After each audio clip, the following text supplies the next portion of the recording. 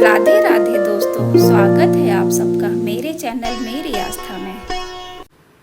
धनतेरस पर्व कार्तिक कृष्ण पक्ष की त्रयोदशी को धनतेरस पर्व मनाया जाता है। ऐसी मान्यता है कि धनतेरस के दिन समुद्र मंथन के समय भगवान धन्वंतरी प्रकट हुए थे। भगवान धन्वंतरी को आयुर्वेद का देवता माना जाता है। जब ये प्रकट हुए थे तब इनके एक हाथ में अमृत कलश था और दूसरे हाथ में आयुर्वेद का पवित्र ग्रंथ था। इन्हें आयुर्वेद के देवता व चिकित्सा के देवता माना जाता है।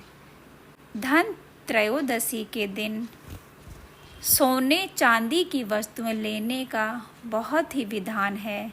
ऐसी मान्यता है कि इस दिन सोने चांदी की वस्तुएं व बर्तन लेने से सौभाग्य में बढ़ोतरी होती है और पीतल के बर्तन लेने से बहुत ही ज़्यादा शुभ फल की प्राप्ति होती है। इस दिन मशीनी उपकरण भी लिए जाते हैं, ऑटोमोबाइल वाले सामान भी लिए जाते हैं। कुल मिलाकर जो नई खरीदारी है वो आज के दिन करना बहुत ही शुभ माना जाता है। धन त्रयोदशी के दिन बाज़ारों में बर्तनों की बहुत ही ज़्यादा बिक्री होती है और इस दिन शाम के समय दीप प्रज्वलित किए जाते हैं, रंगोली बनाई जाती है। भगवान धन्वंतरी के साथ साथ इस दिन माता लक्ष्मी की भी पूजा का विधान है। ऐसा कहा जाता है कि समुद्र मंथन के समय धन्वंतरी भगवान प्रकट हुए थे और माता लक्ष्मी भी प्रकट हुई थी। इसी कारण से इस दिन भी माता लक्ष्मी का पूजन किया जाता है। धन त्रयोदशी के दिन धन्वंतरी भगवान माता लक्ष्मी की पूजा होती है और इस दिन यम के नाम का दीपक भी लगाया जाता है। यम के नाम का दीपक लगाने के पीछे एक प्राचीन लोक कथा प्रचलित है। एक बार एक राजा थे जिनका नाम था हेम। ईश्वर की कृपा से उनका एक पुत्र था। जब उन्होंने उनके पुत्र के होने के पश्चात उसकी कुंडली बनवाई तब ज्योतिषियों ने उनको बताया कि तुम्हारे पुत्र का जब विवाह होगा तो विवाह के 4 दिन बाद ही इसकी मृत्यु हो जाएगी। तो राजा बहुत ही दुख में चला गया। अपने पुत्र को अकाल मृत्यु से बचाने के लिए राजा ने अपने पुत्र को अपने से बहुत दूर ऐसी जगह भेज दिया जहाँ कोई स्त्री ना हो, स्त्री की कोई परछाई भी ना उनके पुत्र पर पड़े।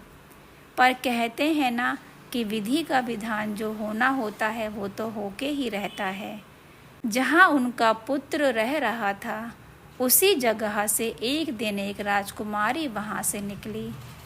तो राजकुमार और राजकुमारी ने एक दूसरे को देख लिया और एक दूसरे को देखकर वे एक दूसरे पर मोहित हो गए और उन्होंने गंधर्व विवाह कर लिया। विवाह के 4 दिन पश्चात ही राजकुमार के प्राण ले जाने के लिए यमराज के यमदूत आ पहुँचे। जब यमदूत राजकुमार के प्राण ले जाने लगे तब राजकुमार की नवविवाहिता बहुत ही ज़्यादा विलाप करने लगी। नवविवाहिता को विलाप करते हुए देखकर यमदूत को बहुत दया आ गई और उनमें से एक ने कहा यमराज से, महाराज क्या कोई ऐसा उपाय नहीं है कि हम इस राजकुमार के प्राण ना ले जाएं। कहने का तात्पर्य है कि अकाल मृत्यु से बचने का कोई उपाय बताइए। तब यमराज ने कहा कि उपाय तो है, कार्तिक कृष्ण पक्ष की त्रयोदशी को जो भी प्राणी मेरे नाम का मेरा पूजन करके अर्थात यम के नाम से पूजन करके घर के बाहर दक्षिण दिशा में दीप प्रज्वलित कर देता है, वो प्राणी अकाल मृत्यु के भय से बच जाता है। उस प्राणी को फिर अकाल मृत्यु का भय नहीं सताता। इसीलिए धन त्रयोदशी के दिन रात्रि में यम राज के नाम का दीपक दक्षिण दिशा में लगाया जाता है। ये दीपक घर से दक्षिण दिशा में थोड़ा दूर जा कर के ऐसी जगह पर लगाते हैं हमें अपने घर से उस दीपक का दर्शन ना हो। कहने का मतलब है कि अपने घर से दक्षिण दिशा में थोड़ा दूरी पर जाकर के दीपक लगाया जाता है। दीपावली का जो पर्व होता है वो 5 दिन का पर्व हमें बड़े ही हर्ष उल्लास के साथ में मनाना चाहिए। ये पर्व धन त्रयोदशी से ही प्रारंभ हो जाता है। धन त्रयोदशी के दिन भगवान धन्वंतरी माता लक्ष्मी का पूजन होता है और यम के नाम का दीपक दक्षिण दिशा में घर से बाहर जा कर के लगाया जाता है। ऐसी जगह लगाते हैं जहां हमें अपने घर से उस दीपक के दर्शन ना हो। और धन त्रयोदशी के अगले दिन छोटी दीपावली अर्थात नरक चतुर्दशी का पर्व होता है और उसके अगले दिन हम दीपावली का पर्व मनाते हैं।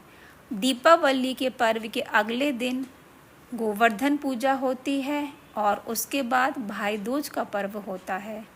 तो हमें ये 5 दिन ही बहुत अच्छे से परिवार के साथ मिलकर के मनाने चाहिए। आप सभी को मेरी तरफ से इस दीपावली पर्व की ढेर सारी शुभकामनाएं। शुभ धनतेरस, शुभ दीपावली। श्री राधे राधे।